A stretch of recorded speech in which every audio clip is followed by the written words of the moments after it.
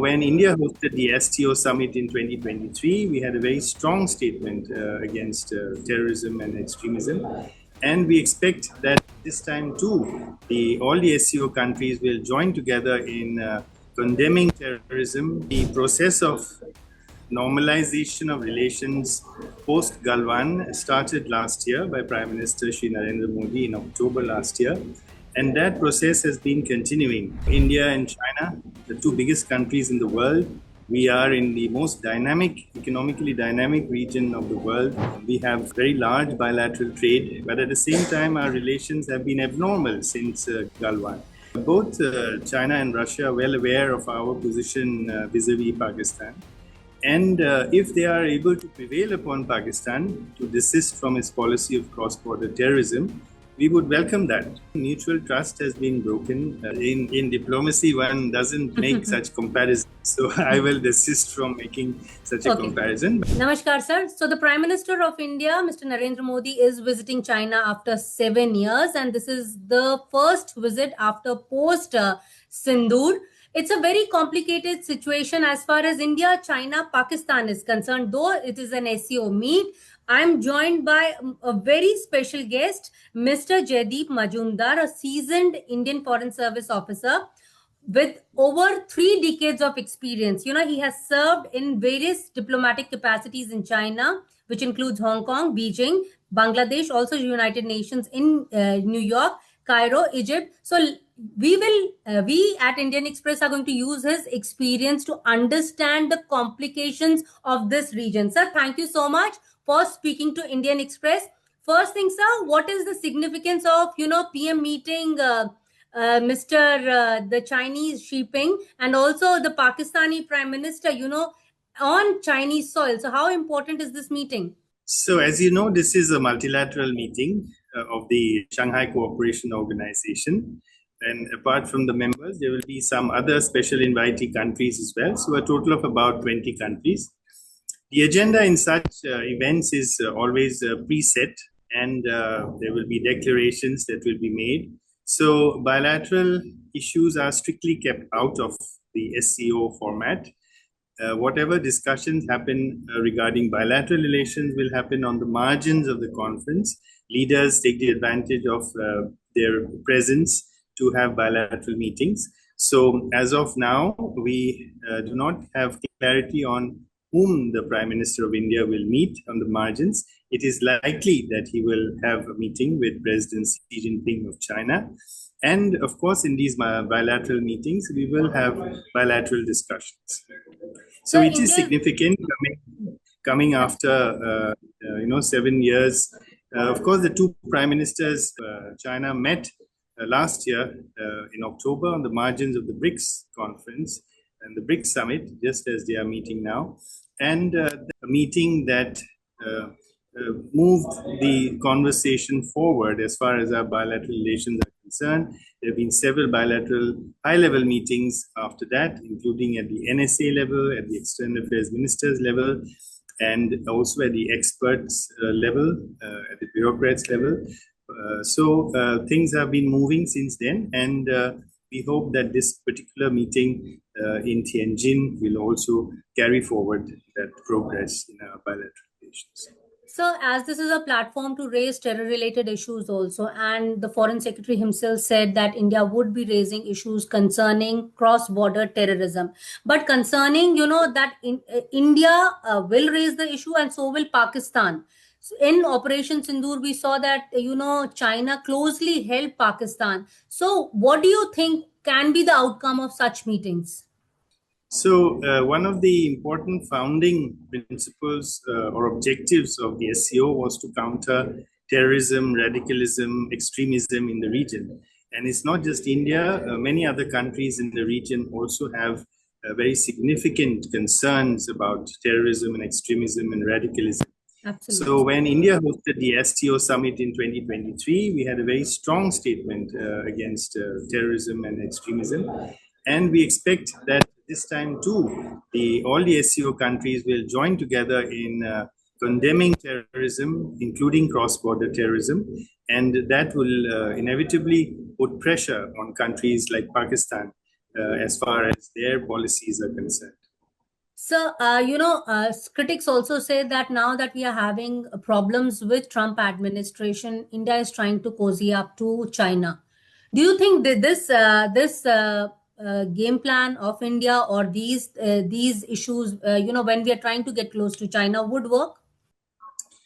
So, as I said, the process of normalization of relations post-Galwan started last year by Prime Minister Shri Narendra Modi in October last year, and that process has been continuing.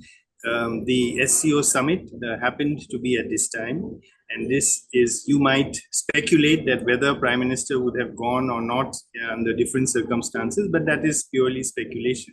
So the fact is that Prime Minister will be going to Tianjin to attend the SCO Summit, and it will be an opportunity for the two leaders to take forward that conversation as to how the next steps forward in building trust and rebuilding trust, which had suffered quite grievously after Galwan. Mm-hmm. So India, is too large a country to, move from one side to the other. We have always maintained that we have good relations with all countries, all major powers. We believe in multipolarity, but at the same time, we believe in strategic autonomy. So our relations with any power is quite independent of its relations with the others. India and China, the two biggest countries in the world, we are in the most economically dynamic region of the world. We have a very large bilateral trade, but at the same time, our relations have been abnormal since Galwan. We do not have direct flights between our two countries. This is something that is extraordinary. So we will be building on our relations with China going forward, but based on certain principles of mutual respect, sensitivity to each other's concerns, and as well as on sovereignty and territorial integrity. So, there have always been talks that China and Russia have been playing a back-end role to get these two nuclear powers, India and Pakistan, to the talking table. Do you think that such, backdoor channels meetings work? As your experience, what do you think on this issue? So both China and Russia are well aware of our position vis-a-vis Pakistan. And if they are able to prevail upon Pakistan to desist from its policy of cross-border terrorism, we would welcome that. Absolutely, absolutely. And sir, as far as SCO is concerned, US never had, never has challenged the hegemony. Do you think through this platform, because all these many countries are coming, important countries, Iran including, so China is going to showcase its strength to ensure that world sees it as, as so many influential countries have gathered there. So obviously China is also going to use this platform to its advantage. What are your views?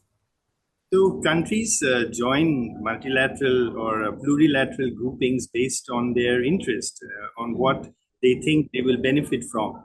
So just like India, other countries of the region also see value in the SCO. It has quite a wide area of coverage in terms of political security to economic connectivity, trade and commerce, and the environment.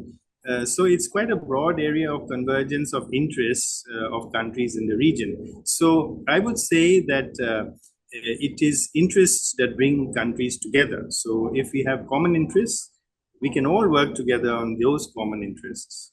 Sir, as you mentioned that as of now, no bilaterals have been fixed. Which, according to you, which bilateral would benefit India the most? Well, in diplomacy, one doesn't make such comparisons. So I will desist from making such a comparison. But all our relations are very important. There will be also some countries from Southeast Asia who are also been invited, Indonesia, Malaysia, and others. So these are also all some very important relationships we have. Iran is going to be there as a member. Central Asian republics are also very important for us. So it's going to be an important summit. China always, keeps saying that dragon and elephant are going to dance together. You as a seasoned diplomat, what do you have to say on that? I don't know about season, but the metaphor of a dance is not a very happy one. Because firstly, tune do you dance? To whose rhythm do you dance?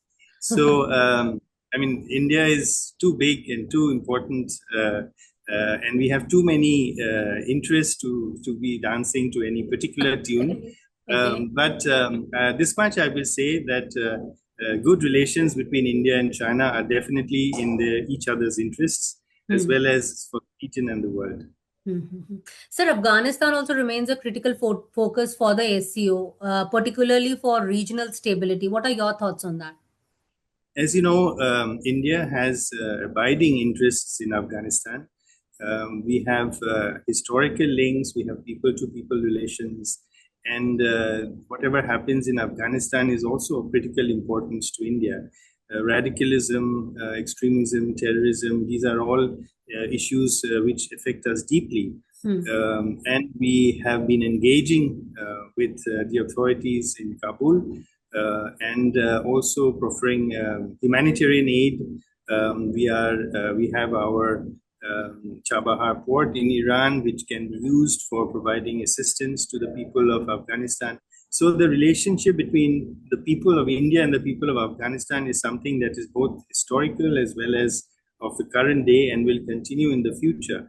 And so this relationship is very important for us. The stability and prosperity of Afghanistan is very important. Sir, after this Trump tariffs were, put on India, people were talking about in MEA also that India is now looking for other partners to, carry off its interest. But as far as, India's trade deficit with China remains a significant concern also. So what strategies in India do you think that India should pursue to strengthen economic ties with other SCO members to diversify its partnerships? Like I mentioned, we also view our economic engagement with the Central Asian republics with great importance. And that is why we are pursuing the North-South Economic Corridor, the Transport Corridor, developing the Chabahar port. So there is interest on both sides. The Central Asian republics also would like far greater Indian engagement, Indian investment, as well as trade and commerce. So we are trying to build up our linkages with that region quite industriously.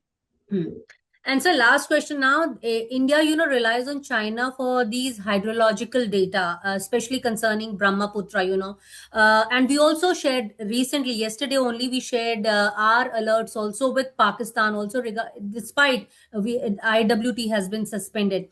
Do you think issues of water sharing or environmental cooperation with other nations are going to be or should be raised during the SCO meet to address flood risk and regional sustainability? But keeping in mind, we have also seen, are also victims of these floods and cloudbursts recently also.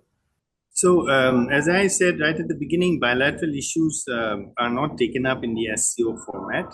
And issues of river water, information sharing, etc., are usually between the upper riparian and the lower riparian states. And we have such mechanisms with China. We hope to re-energize them. As you pointed out, we have on humanitarian grounds shared hydrological data on the Tavi River flooding with Pakistan. And so these are usually done on the bilateral level, and they do not enter into a plurilateral agenda like the SCO. Last one more question. So can we trust China? Well, we have a long way to go. I think mutual trust has been broken. There was a time which during the 90s, early part of the 2010 up till 2015, 16, 17 or so, when the mechanisms we had set up so carefully over the many years had been working, and we were building trust. We were trying to resolve the boundary issues between us, and both sides recognized that these are complex historical issues. But something changed, Doklam and then Galwan, and it will take time to rebuild that trust. But there is no alternative, I think, for both India and China to rebuild that trust and move our relationship forward. Absolutely. As Vajpayee ji used to say that we cannot change our neighbors. Thank you so much, sir, for speaking to Indian Express and, we were also trying to understand this dragon and elephant dancing and what type of dance this would be. Thank you so much.